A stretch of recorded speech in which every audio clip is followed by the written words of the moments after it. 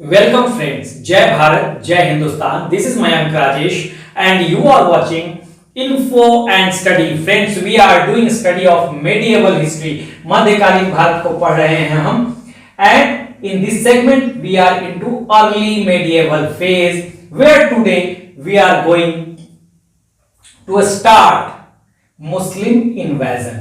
मुस्लिम invasion को आज हम स्टार्ट करने वाले हैं और आज यहां हम समझेंगे emergence of Islam, ठीक है, emergence of Islam and background of Arab invasion at Sindh. यहां पर पाकिस्तान वाले इलाके में जो सिंध है यहां पर किस तरह से अरब आते हैं उसका बैकग्राउंड या पृष्ठभूमि को समझेंगे. ठीक है, देखिए मैंने जब मेडिएवल हिस्ट्री की शुरुआत की थी वहां मैंने बताया था कि सुविधा के लिए पढ़ने के हिसाब से पढ़ने के स्टडी की सुविधा के लिए आप इसे दो पार्ट में बांटिए. अर्ली यानी पूर्व, लेटर यानी उत्तर, बाद वाला. जो अर्ली मेडिएवल पीरियड है वो 647 एडी से लेकर 1200 एडी तक है. ये जो है ये हर्षवर्धन के शासनकाल का अंत होता है यहां पर 647 में, यानी कि हर्षवर्धन के शासनकाल के अंत से लेकर 1200 एडी तक का जो समय है इसे अर्ली या पूर्व मध्यकाल कहते हैं. ठीक है, और उसके बाद लेटर यानी उत्तर वैदिक काल, उत्तर मध्यकाल. अगर आप अर्ली मध्यकाल को देखेंगे तो हमने इसे तीन पार्ट में देखा, नॉर्थ इंडिया, साउथ इंडिया. तीन पार्ट में देखना है, नॉर्थ इंडिया और साउथ इंडिया और मुस्लिम इन्वेजन. इन दोनों को हम खत्म कर चुके हैं. आज हम यहां से शुरुआत कर रहे हैं एक इंट्रो क्लास के रूप में. ठीक है, लेटर में अगर देखेंगे तो डीएस स्टैंड्स फॉर दिल्ली सल्तनत और मुगल. ठीक है, ये बात आपको समझनी चाहिए. नॉर्थ इंडिया की जब हमने शुरुआत की थी तो यहां पर हमने हर्षवर्धन के बाद बहुत सारे राजपूत वंशों को देखा था, उनके आपसी संघर्ष को देखा था. जैसे यहाँ गुर्जर प्रतिहार थे राजस्थान और गुजरात वाले क्षेत्र में. यहाँ पे अर्ली चालुक्य थे जिन्हें सोलंकी कहा जाता था गुजरात के क्षेत्र में. यहाँ वाला जो गुजरात है, वैसे ही मालवा में परमार थे. ठीक है, यहाँ बौद्ध धर्म को फॉलो करने वाले पाल वंश भी थे. तो इसके अलावा चौहान थे, आपको तोमर थे. दिल्ली में सारे राजपूत वंशों का संघर्ष देखा था हमने. ट्राइपार्टाइट स्ट्रगल देखा था, गुर्जर प्रतिहार, यहाँ पे पाल वंश और यहाँ दक्षिण की एक शक्ति राष्ट्रकूट थी जो कि कन्नौज के लिए इन्होंने संघर्ष किया था. ट्राइपार्टाइट स्ट्रगल में आप जानते हैं कि पोस्ट हर्षवर्धन के समय से ही जो कन्नौज है वो एक पॉलिटिकल सेंटर स्टेज के रूप में उभर कर आया था, आर्थिक दृष्टि से, सामरिक दृष्टि से. ठीक है, और पाटलिपुत्र या मगध जो है वो पीछे रह गया था उस समय. तो इसलिए पाटलिपुत्र और मगध का स्थान अब कन्नौज ने ले लिया था. तो इसके लिए संघर्ष होता है जिसमें गुर्जर प्रतिहारों की जीत होती है. तो तमाम तरह की एक्टिविटीज राजपूतों की हमने यहाँ पर देख ली थी. उसी तरह से हमने नॉर्थ इंडिया में कश्मीर को भी देखा था, हिंदू शाही वंश को भी देखा था. तो उस पे समय समय पे जहां जरूरत पड़ेगी हम चर्चा करते रहेंगे. जैसे जरूरत पड़ेगी उसको हमने डिटेल में देख लिया है. उसी तरह से साउथ इंडिया में जब हम आए थे तो यहाँ पर हमने बेसिकली कुछ चीजों को हमने जो मेडिएवल पीरियड का पोर्शन है, अर्ली मेडिएवल फेज का, दक्षिण भारत का, वो जो है वो दक्षिण भारत के प्राचीन इतिहास यानी कि ancient history of south India जो हमने पढ़ा था उसमें कवर कर लिया था. जैसे हमने वहां पे कवर कर लिया था, आपको यहाँ पे हमने देखा था वाकाटकों को दक्षिण भारत के प्राचीन इतिहास में, ancient history of south India में. तो यहाँ पे हमने देख लिया था महाराष्ट्र वाले क्षेत्र में वाकाटक थे. फिर थोड़ा सा कर्नाटक वाला क्षेत्र आ जाएगा तो फिर वहां पे चालुक्य वातापी आ जाएंगे, इसको देख लिया था. चालुक्य वातापियों का जगह लेंगे उसी जगह पे राष्ट्रकूट, फिर राष्ट्रकूटों का जगह लेंगे कौन, चालुक्य, कल्याणी, इन सबको देखा था. फिर हमने यहाँ पर साउदर्न आंध्रा और नॉर्दर्न तमिलनाडु वाले क्षेत्र में हमने पल्लवों को देखा था और पल्लवों का जगह लिया था लेटर चोलों ने. एक चोलों को हमने पढ़ा था, एक चोल को पढ़ा था अर्ली फेज में, अर्ली चोलों को पढ़ा था संगम एज में. दक्षिण भारत का जब हम प्राचीन इतिहास पढ़ रहे थे वहां हमने यहाँ पे चोलों को देखा था. वो अर्ली चोला थे, वो उनका जो एग्जिस्टेंस था कावेरी नदी के आसपास ही था, इसलिए उनको सिर्फ अर्ली चोल के नाम से जाना गया. लेटर चोल जो थे उन्हें, इसे हमने पढ़ा था यहाँ पर. ठीक है, लेटर चोलों को या मेडिएवल चोल कह सकते हैं, लेटर चोल कह सकते हैं, इंपीरियल चोल कह सकते हैं. इंपीरियल इसलिए कहा गया था क्योंकि इनका अंतरराष्ट्रीय एग्जिस्टेंस था, वो सारा हम डिटेल में पढ़ चुके हैं. ठीक है, अब हम इनको खत्म करने के बाद आ गए हैं यहां पर, जहां पर हम दो तरह के मुस्लिम इन्वेजन देखते हैं, एक अरबों का, ठीक है, एक अरबों का इन्वेजन देख रहे हैं और दूसरा तुर्क का इन्वेजन हम देखेंगे, तुर्कों का, ठीक है। तो तुर्कों में दो इन्वेजन होगा, मोहम्मद गजनवी और मोहम्मद गोरी का, और मोहम्मद गोरी के आक्रमण के बाद दिल्ली सल्तनत की स्थापना हो जाएगी, ठीक है। मुस्लिम इन्वेजन आज जो हम देख रहे हैं इसे हम एक इंट्रो क्लास की तरह देख रहे हैं। यहां पर आज जो हम चर्चा करेंगे अरब इन्वेजन पे, ठीक है। अरब इन्वेजन पे पूरी चर्चा नहीं है, एक इंट्रो क्लास है। अरब इन्वेजन में हम बात करेंगे कि किस तरह से इस्लाम का उदय होता है। We will talk about the emergence of Islam in Arabian peninsula and the background of Arab invasion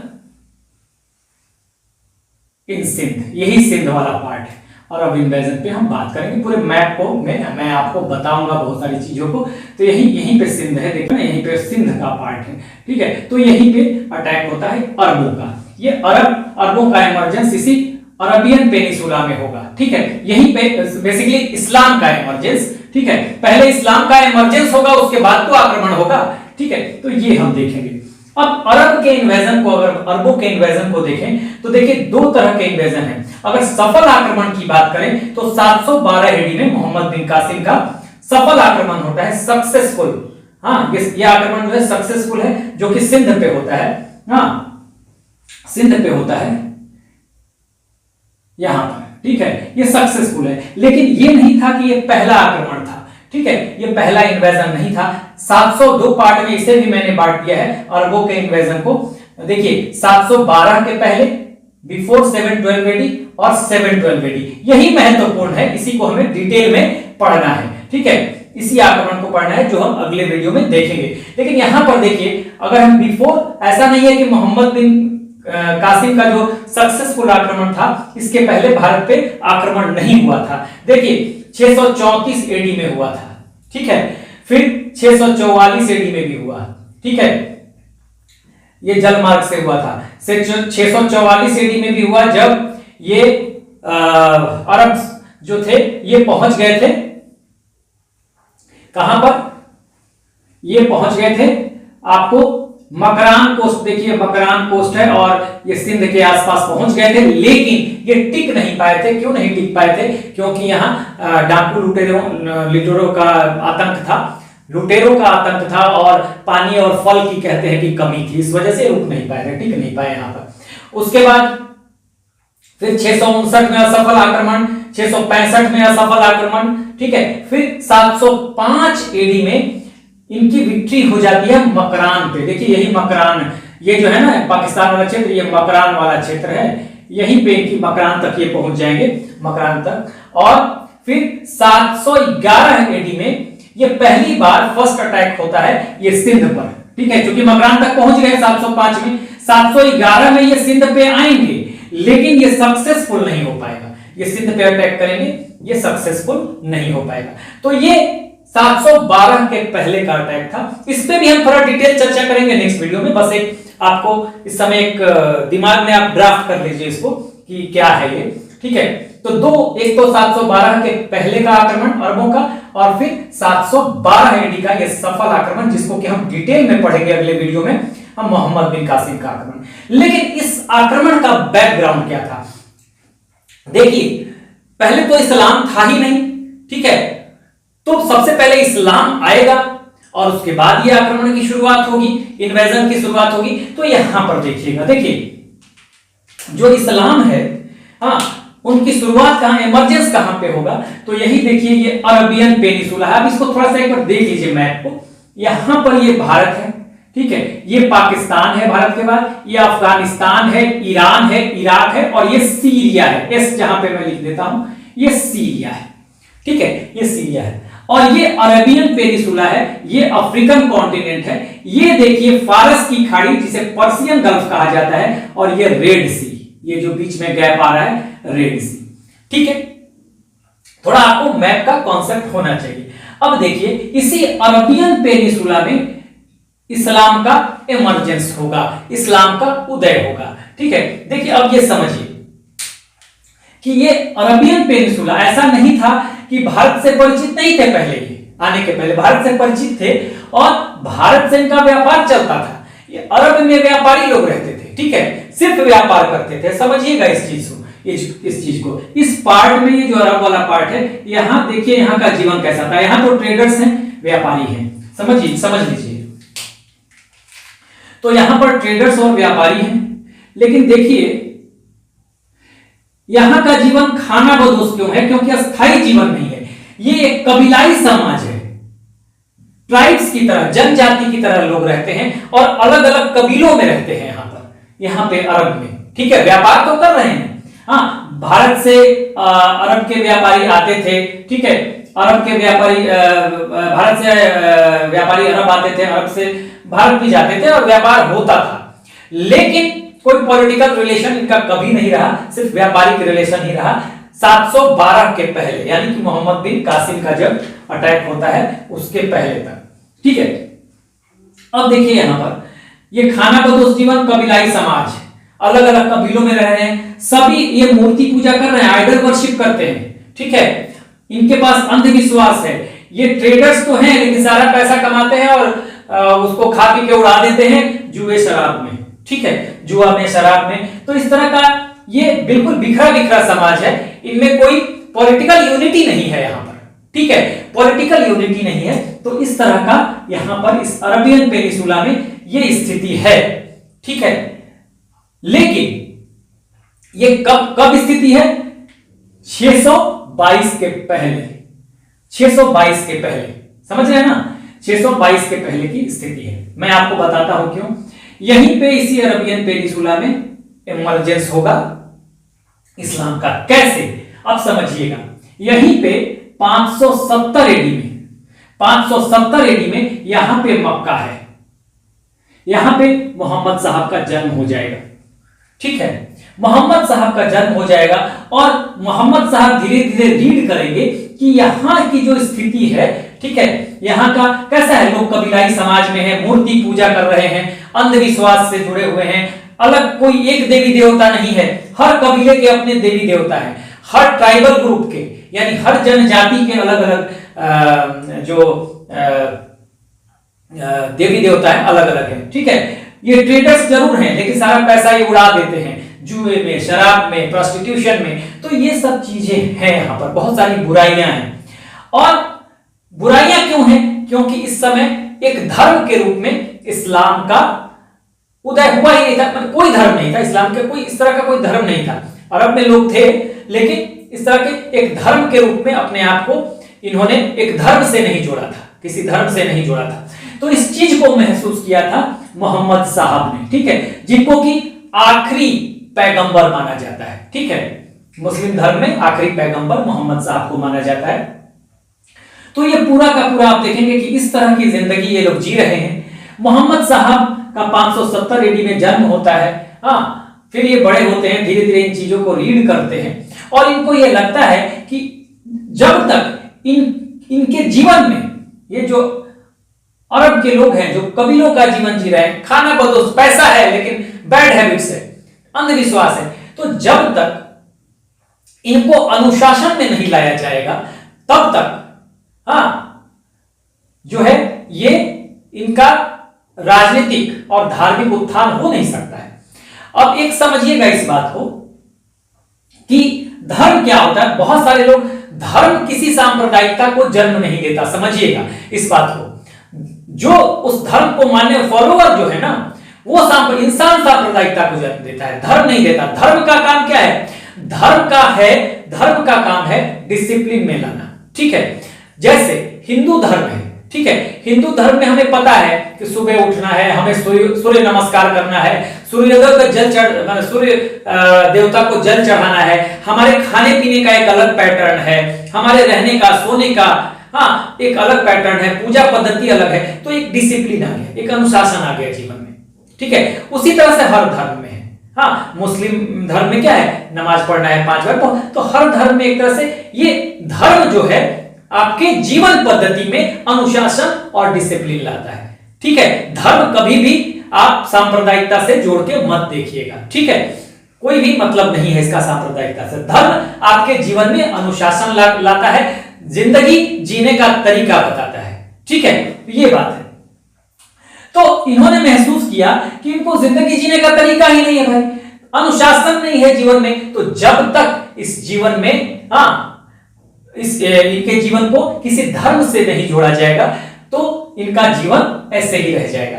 तो अब यहीं से शुरू होगा मोहम्मद साहब 622 एडी में इस्लाम के प्रचार प्रसार में लगते हैं ये। ठीक है, एक तरह से इस्लाम को प्रमोट करने की कोशिश करते हैं। लेकिन ये देखिए, जब भी कोई बात नई होती है ना तो उसका विरोध होता है। ठीक यही ये मक्का में इनका विरोध होना शुरू होता है। ठीक है, लोग विरोध करने लगते हैं, क्योंकि देखिए अब आप क्या करें कि भाई अलग अलग यहाँ पे कबीलाई समाज है, सबके देवी देवता अलग है, गॉड अलग है, तो आप बोलिए कि नहीं भाई पूजा मत कीजिए, तो लोग तो विरोध करेंगे उस समय। किसी भी चीज को के एक्सेप्टेंस में समय लगता है। यहां इनका इतना विरोध होता है, इनके और इनके फॉलोअर का, कि इनको क्या करना पड़ता है, मक्का से ये मदीना जाते हैं। कहां से, देखिए मक्का से ये मक्का में है, 622 एडी में ये मदीना की तरफ जाते हैं। मदीना, ये मदीना है, यहां पर मदीना चले जाते हैं। ठीक, इनके नॉर्थ में होगा, तो ये मदीना आ जाएंगे 622 एडी में। मदीना पहुंचते हैं तो यहां पर इनको एक्सेप्टेंस मिलता है और फिर ये वापस आते हैं। ठीक है, 630 एडी में ये वापस आते हैं, कहां पे, मदीना। और इसी घटना को कहा जाता है क्या, हिजरत। नहीं, जब ये मक्का से मदीना जाते हैं तो इसे इस्लाम में कहा जाता है हिजरत। मक्का से जब ये मदीना जाएंगे तो इसको हिजरत या हिजरा कहा जाता है। देखिए, हिजरा या हिजरत। ठीक है, हिजरा या हिजरत। अब इसको समझिएगा। मक्का से मदीना 622 एडी में जाते हैं। यहीं पे जब धर्म शुरू करेंगे तो विरोध होगा, तो 622 एडी में ये यहां से ये मक्का है तो मक्का से ये मदीना पहुंचेंगे। ठीक है, यहां से ये मक्का से ये पहुंच गए मदीना। ठीक है, मदीना पहुंचेंगे 622 एडी में। इसी घटना को इस्लाम में हिजरा या हिजरत कहा जाता है। ठीक है, और फिर ये जब एक्सेप्टेंस इनको मिलता है तो फिर ये 630 एडी में ये वापस आते हैं, कहां पे, मक्का। ठीक है, मदीना से मक्का ये वापस आ जाएंगे। ठीक है, लेकिन 632 एडी में इनकी डेथ हो जाती है। समझ गए यहां तक? तो यहां पर मोहम्मद साहब ने इससे यहां पर ये जो पार्ट है अरबियन पेनिसुला जिसको बोलते हैं, अरबियन प्रायद्वीप, यहीं पे इस्लाम का उदय होता है। कैसे होता है, 570 एडी में मोहम्मद साहब का जन्म। उसके बाद ये खाना बदोश जीवन, सुपरस्टिशन देखकर, कबीलाई समाज को देखकर, कोई डिसिप्लिन नहीं है इसको देखकर ये धर्म इनको अनुशासन में लाने की कोशिश करते हैं। और अनुशासन के लिए इनको लगता है कि किसी धर्म को लाना चाहिए, तो ये धर्म इस्लाम को प्रमोट करते हैं और यहीं से, लेकिन इनका विरोध होगा। तो जब विरोध होगा तो मक्का से मदीना 622 एडी में ये शिफ्ट करेंगे। ठीक है, 622 एडी में शिफ्ट करेंगे और इसी को इस्लाम में हिजरा या हिजरत कहा गया। 630 एडी में जब इनको एक्सेप्टेंस मिल जाता है, लोग धर्म को मानने लगते हैं इस्लाम को, तो ये वापस आते हैं। ठीक है, और 632 एडी में इनकी डेथ हो जाती है। लेकिन जब तक इनकी डेथ होती है तब तक इस्लाम ये पूरे अरब में फैल चुका है। इराक, शुरुआत के 8 वर्षों में, इनके डेथ के 8 वर्षों में, जब 632 में इनकी डेथ होती है तो 640 तक आप समझिएगा सीरिया पे, यहाँ पे मिस्र है यहाँ पर, तो इस पे अधिकार हो जाता है। धीरे धीरे आगे ना ये पूरा नॉर्थ अफ्रीका पे ही आ जाएंगे। सीरिया, इराक, ईरान सब आ जाएगा इनके कंट्रोल में। ठीक है, यहां पर देखिए 644 एडी में, हालांकि अब समझिए कि मोहम्मद साहब के डेथ के बाद 644 एडी में, यहां पर 634 एडी में तो ये आते हैं, पहली बार अटैक करते हैं। लेकिन 644 एडी में, ये 644 एडी में ये सिस्तान यानी कि ईस्टर्न ईरान को ये जीत लेते हैं। देखिए सिस्तान कहते थे ईस्टर्न ईरान को, ये सिस्तान का पार्ट है, इसको ये जीत लेंगे। ईरान में ये सिस्तान कहा जाता था, आगे मैं बताऊंगा। ये पूर्वी ईरान कहते थे, तो इसको यहाँ पे जीत लेंगे ये, समझ आए। और फिर यहाँ पर आ जाएंगे 705 में मकरान कौन सा, ये पाकिस्तान वाला पार्ट है, यही मकरान पोस्ट है, बलूचिस्तान वाला पार्ट, यहाँ पे आ जाएंगे ये मकरान वाला पोस्ट। ठीक है, तो इनके लिए सिंध पर बढ़ना आसान हो जाएगा बाद में 705 के बाद। हालांकि 711 में जो अटैक होगा, हाँ, वो सिंध पे अनसक्सेसफुल होगा, असफल होगा। देखिए यहां पे मैंने लिख दिया है, ये असफल होगा, ये असफल अटैक है, ठीक है। लेकिन 712 में मोहम्मद बिन कासिम सफल अटैक करेगा, ठीक है। अब यहां पर देखिए मोहम्मद साहब के डेथ के बाद ये हो गया कि भाई ये डेथ के बाद क्या होता है कि 7-8 सालों में काफी फैल जाता है इस्लाम। तो इस तरह से हम देखेंगे कि इस्लाम जो है, हाँ, इस्लाम जो है, इस्लाम के प्रचार प्रसार को लेकर ये अरब जो है ये काफी ज्यादा उत्सुक है, ठीक है। या इस्लाम जो धर्म है वो काफी उत्सुक है, यहां पर देखेंगे। और इसलिए इन्होंने कोशिश की हर जगह, खासकर वेस्ट एशिया और इन सब जगहों पे अपने आप को विस्तार देने की, ठीक है। अब देखिए यहां पर जब डेथ होती है मोहम्मद साहब की, तो मोहम्मद साहब के डेथ के बाद आप समझिए कि अंतिम पैगंबर थे ये, तो खलीफाओं का दौर शुरू होता है। और 4 खलीफा जो हैं, अबू बकर, उमर, उस्मान और अली, ये जो हैं 4 उनके ये खलीफा होंगे, उनके रिप्रेजेंटेटिव के रूप में ये चारों मोहम्मद साहब के साथ रहते थे, कहा जाता है। तो ये पहले 4 खलीफा जो होंगे ये इनके प्रतिनिधि के रूप में होंगे, प्रतिनिधि खलीफा होंगे, ठीक है। उनके बाद खलीफा क्या होता है इसको भी समझ लीजिए। पूरे मुस्लिम समाज का जो राजनीतिक, पॉलिटिकल एंड रिलीजियस जो हेड होगा वो खलीफा कहा जाता था, ठीक है।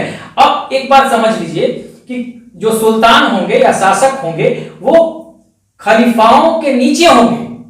कोई भी मान लीजिए इराक का कोई शासक है या, तो वो खलीफा के नीचे होगा। खलीफा पूरे मुस्लिम समाज का हेड है, शासक के भी ऊपर है, ठीक है ना। तो इस बात को आप समझिएगा।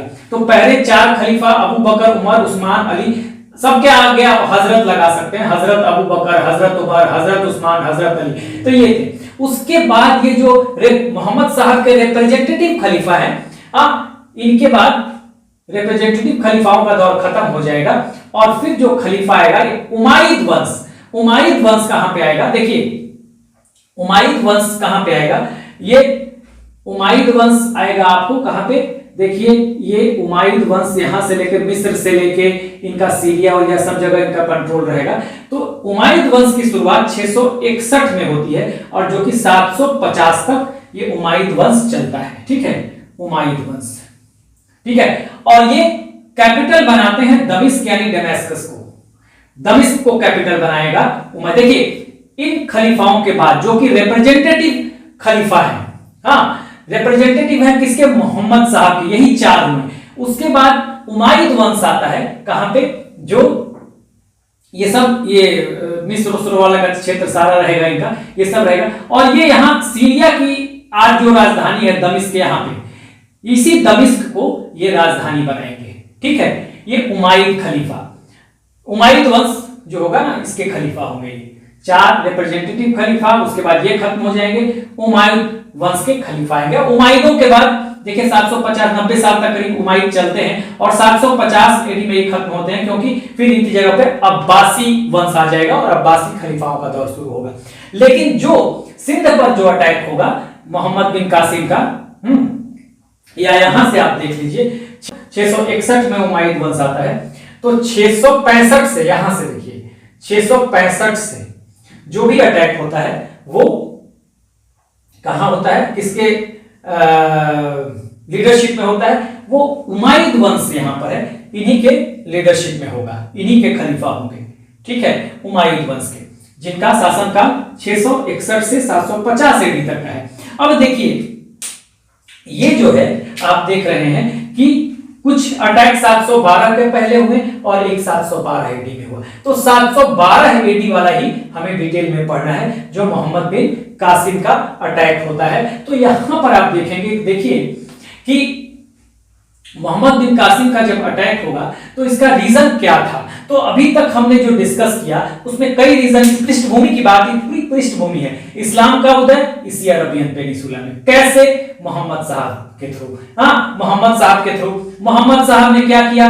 इस खाना बदोश जीवन को जो अरबियन जी रहे थे, कबीलाई समाज में थे, मूर्ति पूजा थी, अंधविश्वास था, जुए, शराब, प्रोस्टिट्यूशन सब में इन्वॉल्व थे, तो इनको खत्म करने के लिए इन्होंने इस्लाम का प्रमोट करना शुरू किया। विरोध हुआ, इसलिए यहाँ पे 622 में ये मक्का मक्का से मदीना गए।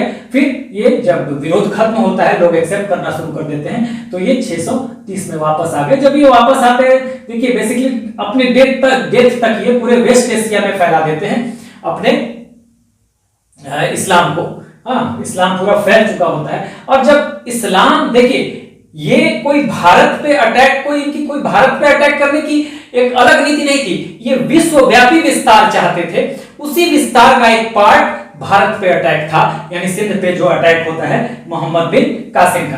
तो देखिए कारण क्या था जो सिंध पर यहीं पे अटैक होगा, यही जो पाकिस्तान वाला पार्ट है, यही सिंध वाला पार्ट है, ठीक है। मकरान पर तो ये पहुंच गए हैं, कब? देखिए 705 एडी में ही मकरान पे पहुंच गए हैं, ठीक है। तो इनके लिए आसान हो जाएगा आगे मोहम्मद बिन कासिम के लिए, जिसको हम आगे के वीडियो में डिस्कस करेंगे। तो यहां पर आप देखेंगे, तो अगर हम इसके पृष्ठभूमि की बात करें, रीजन की बात करें, तो पहला रीजन तो ये था कि इस्लाम का प्रचार प्रसार। अरबों के इन्वेजन का कारण क्या था? इस्लाम चूंकि नए धर्म के रूप में उदय होता है, ये पूरे विश्व में फैलना चाहते हैं, तो भारत पे भी इनका जो भारत के खिलाफ जो एक्सपीडिशन है, तो ये एक आप उसको साम्राज्यवादी नीति कह सकते हैं इस्लाम का, तो वो अपना विस्तार चाहते हैं, ठीक है। तो ये रिलीजियस रीजन हो सकता है, ठीक है, अपने विस्तारवादी नीति के तहत ये चाहते हैं। दूसरा, आप जानते हैं कि भारत में मूर्ति पूजा होती थी, तो ये मूर्ति पूजा के विरोधी थे, तो ये चाहते थे कि जगह जगह हम जाएं, इस्लाम का प्रचार करें, मूर्ति पूजा को बंद करें, इस्लाम में लोगों को कन्वर्ट करें, ये सभी चीजें होती हैं, ठीक है। तो वो सब चीजें हुई।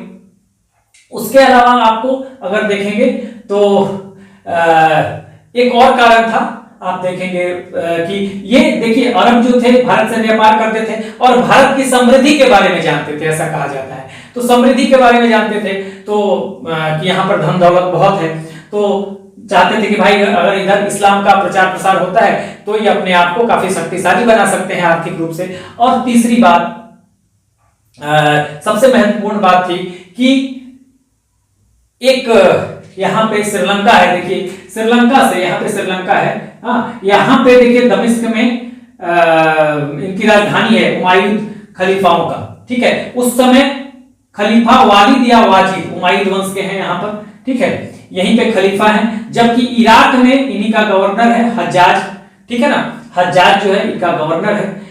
तो श्रीलंका से कुछ इन लोगों के लिए श्रीलंका के शासक जो हैं कुछ चीजें भेजते हैं, ठीक है, कुछ चीजें भेजते हैं, यहीं से होकर इस रास्ते से भेजेंगे, ये इस रास्ते से देखिए यहीं से भेजेंगे ये कि भाई यहां से जाए, और कुछ एक जहाज जा रहा है जिसमें बहुत सारे गिफ्ट हैं, सोने चांदी ज्वेलर बहुत सारी चीजें हैं। तो ये श्रीलंका से जा रहा है यहाँ पर, ठीक है, यहाँ पे जा रहा है इराक की तरफ। लेकिन यहाँ पे देखिए यहीं पे जो पाकिस्तान है ना, यहीं पे देवल में लूट लिया जाता है, सिंध के क्षेत्र में देवल है, यहाँ लूट लिया जाता है। और लूट लिया जब जाएगा, तो ये जो उमाइद वंश के खलीफा और हज्जाज हैं जो गवर्नर है इराक का, वो यहाँ पे सिंध पर राजा दाहिर है, दाहिर हिंदू शासक था, ठीक है, इससे डिमांड करेगा कि भाई जो ये लूटा गया है इनका जहाज, जो शिप लूटी गई है, उसका कंपेंसेशन या हर्जाना दे, लेकिन दाहिर मना कर देगा। तो ये तात्कालिक कारणों में है, आगे भी हम चर्चा करेंगे कि यहाँ पे समुद्री लुटेरों ने क्या किया, श्रीलंका से जो जहाज जा रहा था, जो कि जा रहा था इराक की तरफ, जो हज्जाज और खलीफा के लिए जा रहा था, ठीक है, उसको यहां पर लूट लिया जाता है देवल में, सिंध के पास। और चूंकि ये जो है हज्जाज और खलीफा ये डिमांड करते हैं कि भाई यहाँ पे राजा दाहिर है सिंध में, उससे कहते हैं कि भाई इसका कंपेंसेशन दो, तो कंपेंसेशन देने से वो मना कर देता है, ठीक, कहता है भाई कि समुद्री लुटेरों पर मेरा कोई वश नहीं है, समुद्री लुटेरों पे मेरा कोई वश नहीं है। तो कहा जाता है कि ये भी वजह था जिसकी वजह से ये इन्होंने अरबों ने सिंध पे अटैक किया।